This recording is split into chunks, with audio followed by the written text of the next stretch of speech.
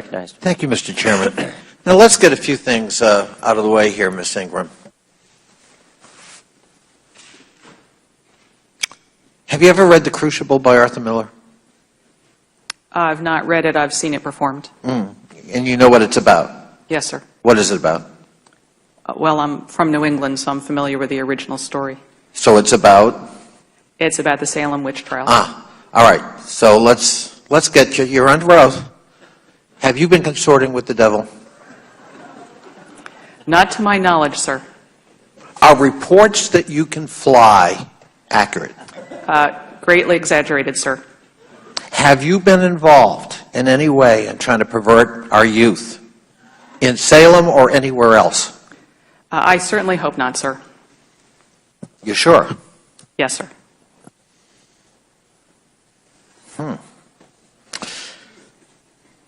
Well, all right. You received an award in the Bush administration for excellence in public service, the highest award, I think, for anyone in the IRS. Is that correct?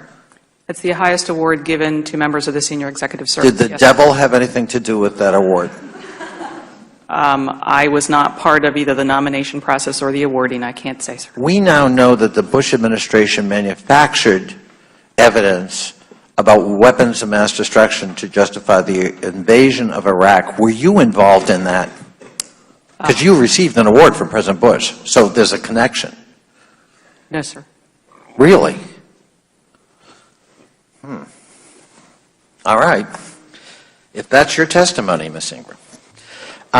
In your testimony, you said that the IRS is permitted to disclose tax return information to other federal agencies and state tax authorities to facilitate efficient tax administration, and you cited that the fact that the ACA provides a specific exception, and we're talking about 6103 here, for information sharing activities. Could you explain what that means? That sounds very ominous. It sounds like the devil's involved here. So from time to time, Congress puts exceptions in the 6103 rule to permit, or in some places require us, to share tax data in narrow circumstances to forward some policy that Congress has in mind. As part of the ACA, there was an amendment made to 6103 to require us to share data upon request. For what purpose? For the purpose of the recipients using it to determine eligibility for the benefits of the marketplaces and Medicaid. So the recipient would be who? The White House, political operatives, the devil? Who is it? It is the individual marketplaces and Medicaid offices who are using the data under the new part of 6103 to make income-based determinations on eligibility for their programs. So it's not political activity? No, sir. It's not partisan political activity? No, sir. We're required by statute. By statute? You mean we wrote it? Yes, sir. Oh. Ms. Ingram, I just want to say that at least on this side of the aisle, you are an esteemed public servant. We deeply appreciate the service you've provided to your country. We are glad that you've stepped up to try to make affordable care available to all Americans pursuant to the statute written by this Congress. And at least speaking for myself, I deeply regret the fact, going back to the crucible, that you're going to be pilloried here today.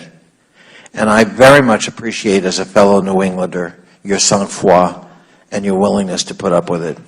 But don't for a minute think that the pillorying to which you're going to be subjected speaks for all of us. It does not.